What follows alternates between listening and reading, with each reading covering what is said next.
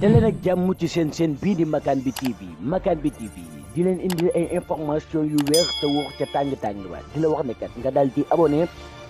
si Dabakh nekk doom si maam Abdou Aziz Sy Dabakh ñu ngi koy jaajëfal bu baax di ko ñaan suñu borom bi yàggal ko fi lool te wéral ko loolu mu doon wax nekk jamono bi nga xamante ni magi Pastef bi seetewoon nañ ko foofu noonu si këram muy wax si li nga xamante ni mooy actualité maam bi nga xamante ni moo am si réew mi tolluwaaye jamono ji ndaw ñi gaal gi ñuy jël di dem di mbëkki ak ba seen bakkan yi ñuy tayle fi nga xamante ni moo di ci géej gi ak ki nga xamante ni moo di Ousmane Sonko tëj ko so grève de la faim bi nga xamante ni si la nekk lépp maam Serigne Habib Sy wax na si mu nekk nag loo xamante ni jamono ji mën nañ ne yombul ndax nekkul ne ku nekk kilifa koo xamante ni ñeme ngaa wax si jamono ji ak tolluwaayu réew mi fu mu nekk nii boo waxee féeti si beneen kaaba ñu tëj la boo waxee feneen si beneen kaaba ñu saaga la te moom moomee nag bi muy wax li mu wax mooy que ne li may wax ni sama responsable la sama responsabilité bopp laay waxee bu neexee lépp luñ ma wax ñoom ñoo xam waaye li may wax ni man la engagé kon loolee moom maanaam mën nañ ne assumé ne li nga xamante ni mooy ay responsable am réew mi nag mën nañ ne jamono ñu toll nii maanaam dund fi dafa métti lool parce que comme ni ma ko waxee léegi boo waxee féete ci beneen camp ba ñu saaga la boo waxee féete ci beneen camp ba ñu tëj la kaso kon nag maanaam kon yow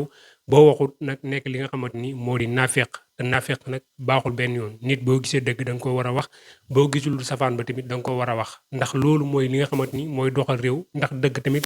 mooy doxal réew dëgg yooyu tamit suñu borom moom la bëgg si li nga xamante ni moo di si diiñaam ji kon ki nga xamante ni moo di suñu bay ji nga xamante ni mooy Serigne Habib Sy ñu ngi koy ñaan suñu borom bi yàggal ko fi lool te wéral ko waaye lii nag nekkul loo xamante ni lu ñu bett la wala nekkul tamit loo xamante ni luñ ne gullil la ndax moom mii nag njëkkul ko fi ndax si way juróom bu góor bi tamit nii la daan taxawee ci li nga xamante ni moo di si réew mi bu réew mi tolluwaan fii da daan génn di wax ak ñi nga xamante ni ñooy wala politique yi